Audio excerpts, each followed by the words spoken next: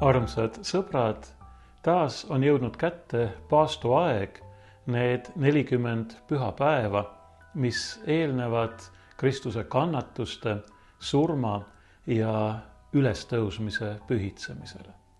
Meie tänaseks evangeeliumiks on paastuaja esimese pühapäeva traditsiooniline vanakiriklik evangeelium, mille me leiame Matteuse evangeeliumi 4. peatüki algusest. See kõlab nõnda. Siis viis vaim Jeesuse kõrbesse, kuradi kiusata. Ja kui ta oli 40 päeva ja 40 ööd paastunud, siis tuli talle viimaks nälg kätte. Ja kiusaja tuli tema juurde ja ütles talle, kui sa oled Jumala poeg, siis ütle, et need kivid saaksid leibadeks. Aga Jeesus vastas, kirjutatud on, inimene ei ela üksnes leivast, vaid igast sõnast, mis lähtub Jumala suust. Siis võttis kurat tema kaasa pühasse linna ja pani seisma pühakoja harjale ning ütles talle, kui sa oled Jumala poeg, siis kukuta ennast alla, sest kirjutatud on, sinu pärast käsib ta oma ingleid ja nemad kannavad sind kätel, et sa oma jalga vastu kivi ei tõukaks. Jeesus lausus talle, samuti on kirjutatud, sina ei tohi kiusata Issandat oma Jumalat. Taas võttis kurat tema kaasa ühe määratu suure mäe tippu ja näitas talle kõiki maailma kuningriike ja nende hiilgust ning ütles talle, selle kõik ma annan sinule, kui sa maha langed ja mind kummardad. Siis ütles Jeesus talle, mine minema, saatan, sest kirjutatud on, kummarda Issandat oma Jumalat ja teeni ainult teda. Siis jättis kurat Jeesuse rahule ja vaata, ingleid tuli tema juurde ja need teenisid teda. See evangeelium kõneleb meile Jeesuse avaliku tegevuse või, nagu ma tegelikult parema meelega ütleksin, Jeesuse avaliku teenistuse algusest. Ja et me saaksime sellest paremini aru või seda paremini või sügavamalt mõistaksime selle sündmuse tähendust, just nimelt Jeesuse avaliku teenistuse alguses. Selleks me peame tegelikult minema tagasi päris algusesse. Sellesse hetke, kui Jumal ütles esimesed inimesed patule ahvatlenud maole, ma tõstan vihavaenu sinu ja naise vahele, sinu seemne ja tema seemne vahele, kes purustab su pea, aga kelle kanda sa salvad. Naise seeme, kellest Jumal siin kõneleb, on Jeesus Kristus, meie õnnistegija. Jumala ainusündinud poeg, kes sai inimeseks, et inimesed oma püha elu, oma kannatuste, oma surma ja ülestõusmise läbi lunastada. Tema on see naise seeme, kes on purustanud mao pea, kuigi madu on tema kanda salvanud, piltlikult öeldes, see tähendab, ta pidi selle nimel, mida ta oli tegema tulnud, kannatama ja koguni ristil surema. Veidi hiljem nimetab pühakiri teda mitte enam naise, vaid Abrahami seemneks. Vahel tõlgitakse eesti keelde ka Abrahami sugu, aga tegelikult originaalis kasutatakse sõna seeme. Kristus on Abrahami seeme, nii nagu kinnitab ka püha apostel Paulus oma kirjades. Tema on see Abrahami seeme, kelle kohta Jumal andis tõotuse, et ta saab õnnistuseks kõigile maailma rahvastele, kogu inimsoole. Tema nimel õnnistavad endid kõik suguvõsad, kõik rahvad maa peal. Selle tõotuse täitmiseks valiski Jumal Abrahami, kelle seemneks ta Kristust nimetab, aga ta valis ka Abrahami järeltulijad Iisaki ja Jaakobi ning neist viimaks sündinud või tõusnud Iisraeli rahva, selle Jumala rahva, valitud rahva, nagu tihtipeale öeldakse. Aga siin tuleb kohe rõhutada, et Iisraeli rahvas on küll jah valitud rahvas, aga ta ei ole valitud mitte pelgalt või ainult iseenda pärast, vaid Iisrael on valitud ja kutsutud kogu inimkonna pärast.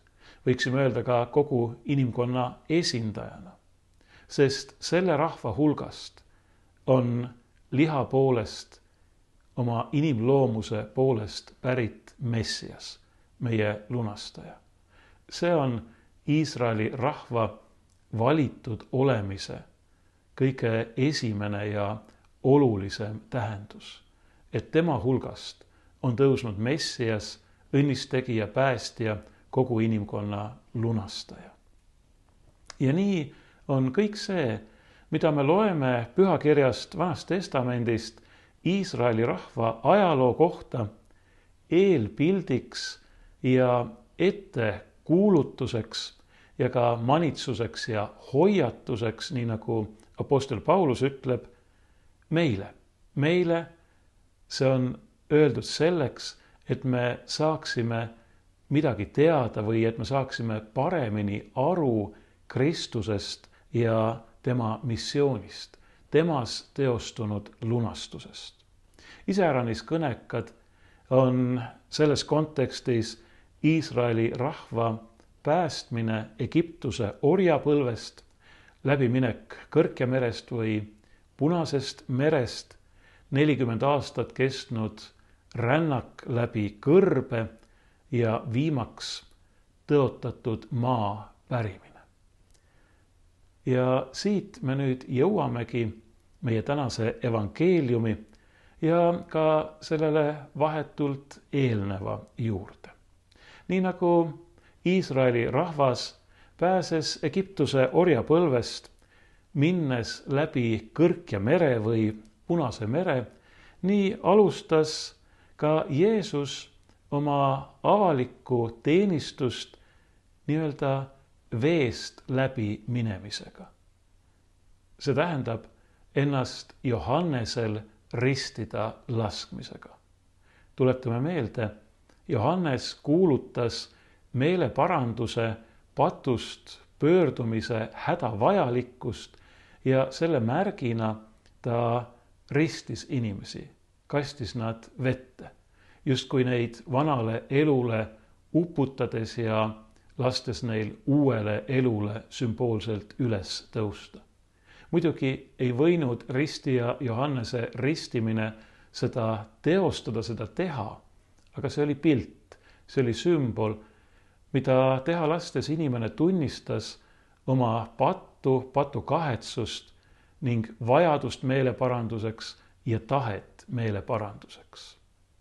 Jeesus, kellel ei olnud pattu, ei vajanud meeleparandusristimist pattude andeks andmiseks. Tal ei olnud seda tarvis. Ristija Johannes ise ütles talle, kui Jeesus tuli tema juurde, et minul on vaja, et sina mind ristiksid ja nüüd tuled sina minu juurde.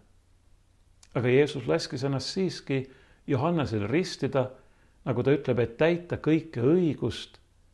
Milleks? Selleks, et kinnitada seeläbi oma ühtekuuluvust inimsooga ning seda, et ta on tulnud, et võtta enda peale, enda kanda meie kõikide patud. Johannes ütles ju pärast Jeesuse ristimist tema kohta, vaata, see on Jumala tall, kes kannab ära maailma patud. Jeesust ei ristitud mitte tema enda pärast, vaid meie pärast. Ning Iisraeli rahva orjapõlv Egiptuses, see on pildiks kogu inimkonda aheldavast patuorjusest.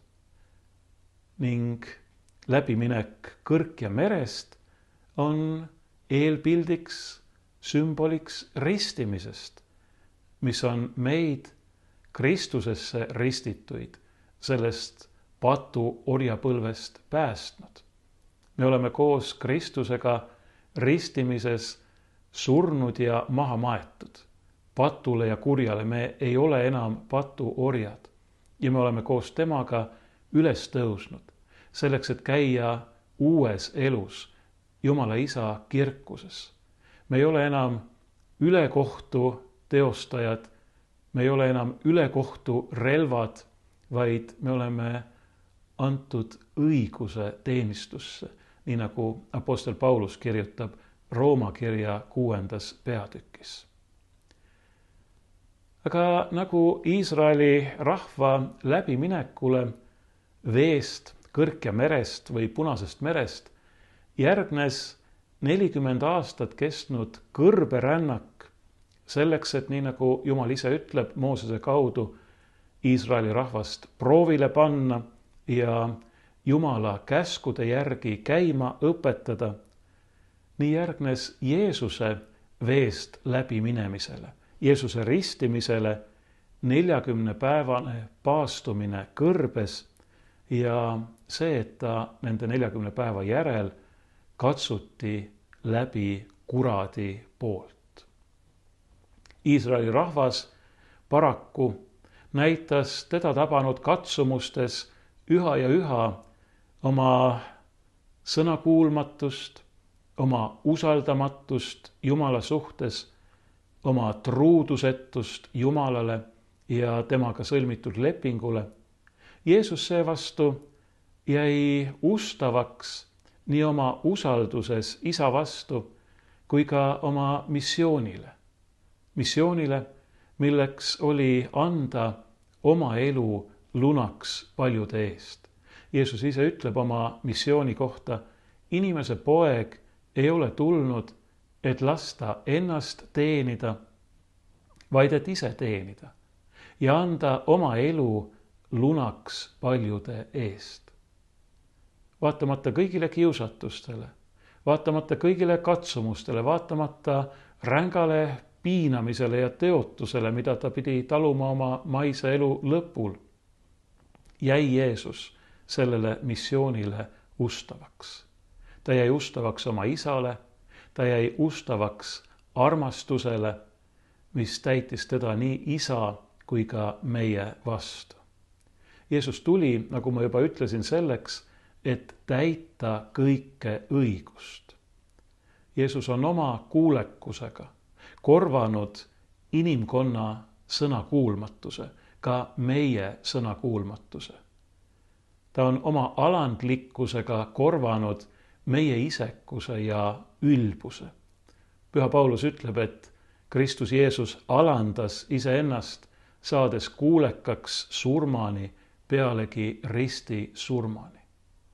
Kui esimene inimene oma sõnakuulmatusega tõmbas kaela hukatuse kogu inimsoole, siis see uus Aadam, Jeesus Kristus, on oma sõnakuulelikkusega päästnud meid sellest hukatusest, patu, ülekohtu, kurja ja surma orjusest. Jeesust kiusates püüdis kurat, see lõhestaja ja hingevaenlane, kõigepealt Jeesuse missiooni kahtluse alla seada. Ja see tuleb esile juba selles väliselt aupaklikus, aga sisuliselt provotseerivas pöördumises Jeesuse poole, selles, kuidas ta teda kõnetab või kuidas ta teda üles kutsub ka ise oma missiooni, oma kutsumust kahtluse alla seadma. Kui sa oled Jumala poeg. Kurat on ikka algusest peale olnud kahtluste külvaja. Nii külvas ta kahtlusega Eeva hinge, kui ta ütles, kas Jumal on ikka tõesti öelnud.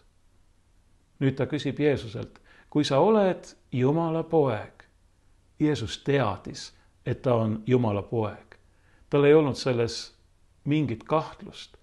Ja isa oli seda talle ka alles äsja ristimisel kinnitanud. Sest kui Jeesus tuli ristimisveest välja, siis kostis taevast isa hääl, see on minu armas poeg, kellest mul on hea meel. Jeesus teadis ka, et Jumala pojana tal on jumalik meelevald. Ta tõepoolest suudab teha kividest leiba, ta suudab teha palju suuremaid tegusid. Aga Jeesus teadis sedagi, et tõeline elu on ainult Jumalas ja igas Jumala suust lähtuvas sõnas, mis tuleb usalduses vastu võtta ja mida tuleb samasuguses usalduses järgida. See on see, millest inimene tõeliselt elab. Isegi mitte leivast. Inimene, kes püüab elada ainult leivast, peab ühel hetkel ikkagi surema. Me teame seda väga hästi. Aga inimene, kes elab Jumala sõnast või kõigest, mis lähtub Jumala suust, eeskätt, kes elab sellest jumalikust sõnast, kes on tulnud ja saanud lihaks, see inimene elab igavesti. Teise kiusatusega püüdis kurat seada kahtluse alla isa ustavust oma poja suhtes, tema hoolivust või hoolitsust oma poja eest. Jeesus lükkas sellegi kiusatuse tagasi. Tal ei olnud vaja seda Jumala ustavust ja hoolitsust proovile panna templi harjalt alla hüppamisega. Sest Jeesus teadis, et tal ei ole mitte mingit põhjust kahelda ei Jumala oma isa ligiolus ega headuses ja heas tahtes. Jeesus teadis seda mitte ainult sellel hetkel, kui kurat ta sinna templi harjale viis, vaid Jeesus teadis seda ka siis, kui ta oli ühel teisel kõrgel kohal, kui ta oli Golgata mäel, kui ta rippus ristil ja kui tema vaenlased talle mõnitavalt ütlesid, sina, kes sa lammutad templi ja 3 päevaga üles ehitad, päästa iseennast. Kui sa oled Jumala poeg, siis astu ristilt alla. Jälle seesama, kui sa oled Jumala poeg. Ta on lootnud Jumala peale. Eks tema päästku ta, kui ta teda tahab. Ta ju ütleb, et ta on Jumala poeg. Need Jeesuse mõnitajad teevad siin sedasama kuradi tööd, millega saatan ise püüdis teda kõrbes kiusata. Kui sa oled Jumala poeg, siis peaks Jumal ju sinust hoolima. Jeesus teadis, et isa hoolib temast, et isa armastab teda. Jeesus teadis, et isa on alati tema juures, et ta on isaga üks ja Jeesus jäi oma isale ja oma kutsumusele ustavaks. Iisraeli rahvas oli nii kõrberännaku ajal kui hiljem pealakkamatult oma Jumalas ja tema headuses kahelnud. Ta oli nurisenud. Ta oli Jumalat proovile pannud. Ta oli üritanud Jumalat vahel isegi mõne teise nii-öelda Jumalaga, jutumärkides Jumalaga asendada. Tuletame meelde lugu kuldvasikast, mille kohta öeldi, et see Iisrael on nüüd sinu Jumal, kes tõi sind Egiptusest välja. Võiksime öelda teatavas mõttes, et Iisraeli rahvas püüdis ennast Jumala asemele upitada. Jeesus seda ei teinud, kuigi tema on Jumala ainusündinud inimeseks saanud poeg. Jeesust ei suutnud ahvatleda isegi kõik maailma kuningriigid ühes kogu oma hiilgusega, sest Jeesus ei tulnud mitte inimesi mingi meelevallaga enda alla heitma, vaid Jeesus tuli, nagu ma juba tema sõnu tsiteerisin, selleks, et teenida, selleks, et anda oma elu lunaks paljude eest. Jeesuse kuningriik ei ole siit maailmast. Sellel maailmal ei ole talle pakkuda midagi muud kui teotused ja kannatused. Jeesuse autrooniks siin selles maailmas sai häbistav Golgata rist, millelt valitsedes ta on sundinud taganema ning tallanud jalge alla nii patu, surma kui kuradi, tuues neile, kes on ristimises temaga üheks saanud, kes on seeläbi saanud Jumala lasteks, uue ja igavese elu lootuse. Maailmalt ei ole Jeesusel saada mitte midagi peale kannatuste, teotuse ja surma, nii nagu ma ütlesin. Aga maailmal, see tähendab meil, on temalt saada kõik. Tõelise ja igavese elu täius, Jumala ligiolu. Selles, kuidas Jeesus vastas kuradi kiusatustele, saavad nähtavaks nii tema usaldus ja armastus Isa vastu, kui ka tema ustavus sellele päästemissioonile, mille täitmiseks ta oli sündinud, mille täitmiseks ta elas ja pühendas kogu oma elu ja ka oma kannatused ja surma. Sellest saab nähtavaks Jeesuse valmisolek anda ennast lõpuni meie eest, meie päästmiseks, sest ta armastab meid. Hoolimata kõigest meie patust ja ülekohtust ja nõtrusest, ta armastab meid. See võib tunduda mõistetamatu ja sõnul seletamatuna, aga ta tõepoolest armastab meid. Tema on see, kes on patu, surma ja kuradi ära võitnud ning tema võit nende üle teeb vabaks ka meid. Ka meie oleme võitjad koos temaga.